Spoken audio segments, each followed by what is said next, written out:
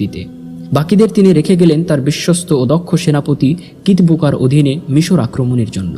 সুলতান বুঝতে পেরেছিলেন মঙ্গলরা যদি আগেভাগেই তার উপর চড়াও হয় তাহলে দেশের নিরাপত্তা বিপন্ন হবে এবং স্বাধীনতা রক্ষা করা কষ্টকর হয়ে দাঁড়াবে। অতএব মিশরের অভ্যন্তরে থেকে আত্মরক্ষার পরিবর্তে সম্মুখে অগ্রসর হয়ে সিরিয়ায় মঙ্গলদের উপর আক্রমণাত্মক হামলা পরিচালনা করাকেই তিনি সমীচীন মনে করলেন। 1260 সালের 3রা সেপ্টেম্বর ফিলিস্তিনের গাজার কাছে ঐতিহাসিক আইন জালুত প্রান্তরে উভয় বাহিনী পরস্পরের মুখোমুখি হয়।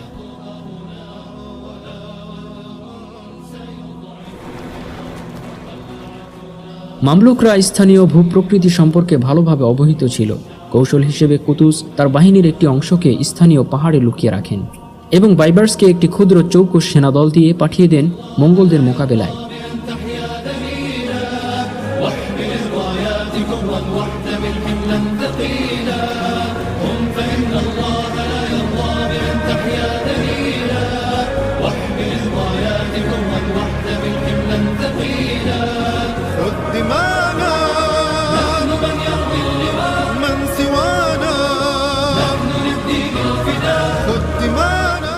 দুই পক্ষ মুখোমুখি হওয়ার পর মঙ্গলদেরকে ফাঁদে ফেলার জন্য বাইবার্স হিট অ্যান্ড রান কৌশল কাজে লাগান।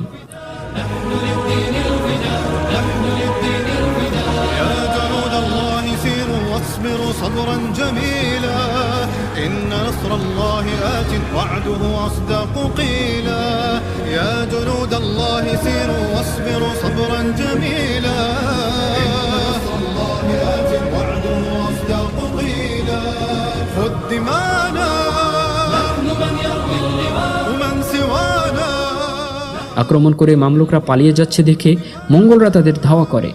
বাইবার্স মঙ্গলদেরকে সেই পার্বত্য এলাকায় নিয়ে যেতে চাইছিলেন যেখানে মামলুক সৈন্যরা গাছপালা আর পাহাড়ের আড়ালে ওত পেতেছিল। বাইবার্স পুরো মঙ্গল বাহিনীকে মামলুক সৈন্যদের অ্যাম্বুশের মাঝে নিয়ে আসলেন।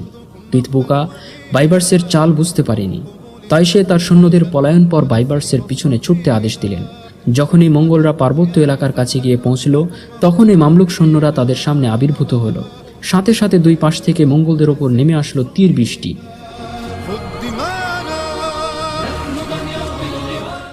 এবার মঙ্গল সৈন্যরা আবিষ্কার করল যে সুলতান কুতুজের নেতৃত্বাধীন মূল বাহিনী চতুর্দিক থেকে তাদেরকে ঘিরে ফেলেছে। মঙ্গলরা এবার খুব ভয়ঙ্করভাবে আক্রমণাত্মক যুদ্ধ শুরু করলো। তাদের আক্রমণে মামলুকদের বাম বুজ্জ প্রায় ধ্বংস হয়ে গিয়েছিল। কিন্তু সুলতান কুতুজ যখন এই অবস্থা দেখলেন তিনি তার মাথার শিরস্ত্রাণ ছুঁড়ে ফেলে দিলেন, ফলে তার সৈন্যরা তাকে চিনতে পারল। এ সময় তিনি সৈন্যদের লক্ষ্য করে চিৎকার করে বলতে থাকেন, ওয়া ইসলামাহ, ওয়া ইসলামাহ, অর্থাৎ ইসলামের জন্য এগিয়ে এসো। মামলুক সৈন্যরা এবার যুদ্ধের ময়দানে ভয়ঙ্কর রূপে আবির্ভূত হলো। ফলে যুদ্ধের মোড় মামলুকদের দিকে ঘুরে গেল। এক পর্যায়ে মঙ্গল সেনাপতি কিতবুকা নিহত হলো। তারপরে ছত্রভঙ্গ হয়ে পড়ে মঙ্গল সেনাবাহিনী।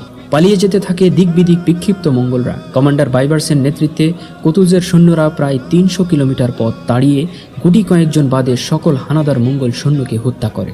এভাবেই সুলতান কুতুজের দুঃসাহসিকতা ও বীরত্বের কাছে পরাজয় ঘটে অহংকারী, বর্বর ও জালিম হালাকু বাহিনী। নিমিষেই চূর্ণ হয়ে যায় তাদের আকাশ ছোঁয়া দম্ভ।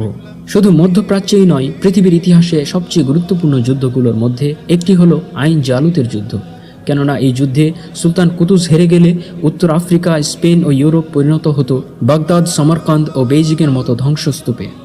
আদৌ মানব সভ্যতার ওই ক্ষত সেরে উঠতে পারত কিনা সেই প্রশ্নের উত্তরও কারো জানা নেই। তবে বর্বর মঙ্গল বাহিনীকে রুখে দেওয়ার অনন্য কীর্তির জন্য চিরস্মরণীয় হয়ে থাকবেন সুলতান সাইফুদ্দিন কুতুজ। আইন জালুতের যুদ্ধের পর বাইবার